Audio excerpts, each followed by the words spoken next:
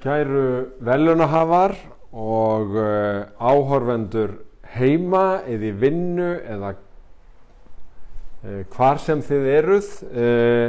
Það er alltaf mjög hátíðlegt og ánægilegt að bjóða fólk velkomið í Höfða, en það sem er sérstakt núna er kannski ekki að verða sérstakt. Það er að segja að síðustu vikur hafa verið svo ótrúlega sérstakar í öllu samfélaginu og núna þegar við afhendum barnabókaverðlaun Reykjavíkurborgar þá tekur það mið af þessum óvenjulegu aðstæðum.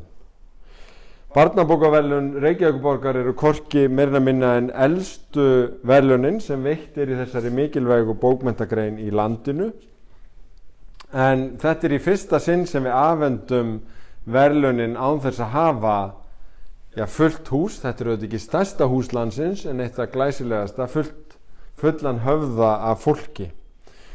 Við vildum hins vegar viðhalda þeirri hefð að afhenda verðlaunin hér og gera það með sóma, þó að því miður geti færri verið viðstaddir hér vegna fjarlægðartakmarkana og sóttvarna, því Höfði býður auðvitað ekki upp á annað en ákveðna nánd.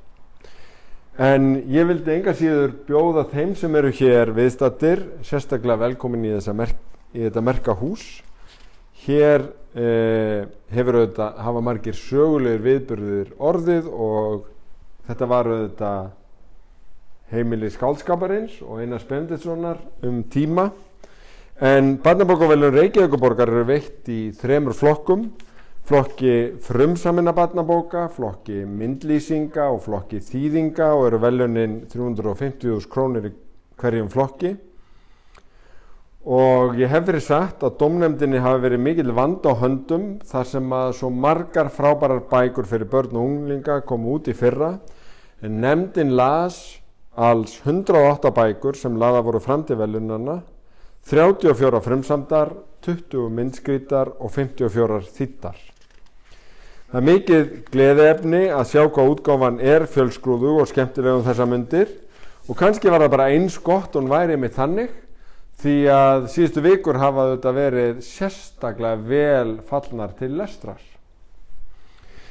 Við getum ekki flogið út í heim, allavega ekki alveg strax, og þess vegna er mikilvægt að geta ferðast í huganum með þeim bókum, meðal annars þeim sem eru verðlaunaðir hér í dag. Ég hvet krakka á öllum aldri til að næla sér í þær og aðra skemmtilega bækur til að lesa í, núna í vor og í sumar, og auðvitað áfram, því að nú sem aldrei fyrr er lestur bestur. En hvaða bækur eru það þá sem hljóta barnabókaverðlaun Reykjavíkur? Það gleður mig að færa þessum 3 framúrskarandi höfundum blóm og verðlaunaskjal, og það verður með nokkrum vandræðagangi. Ég ætla bara að vara við að því við ætlum að reyna að gera þetta eins og Þórólfur, Alma og Víðir stæðu hér sjálf yfir okkur á meðan. Við ætlum sem þetta að reyna að virða 2 metra regluna, en barnabókaverðlaun Reykjavíkurborgar í flokki þýddra bóka hlýtur Þórarinn Eldjárn fyrir þýðingu sína á bókinni Hver vill hugga krílið eftir Tove Jansson.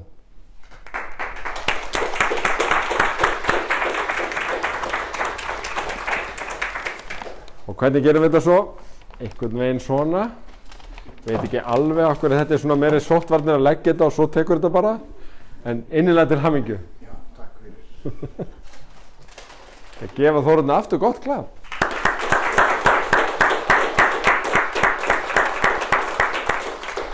Til hamingju. Barnabókaverðlaun Reykjavíkurborgar í flokki frumsaminna bóka hlýtur Margrét Tryggvadóttir fyrir bók sína Kjarval, málarinn sem fór sínar eigin leiðir. Og það var klapað.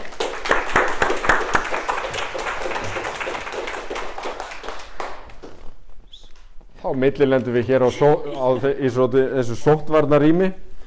Til hamingju.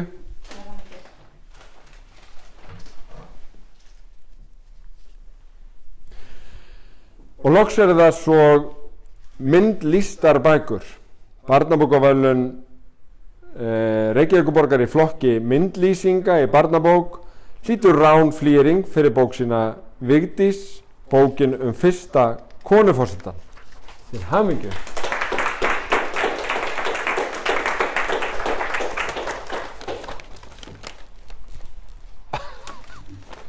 Hversu vel. Takk þér fyrir.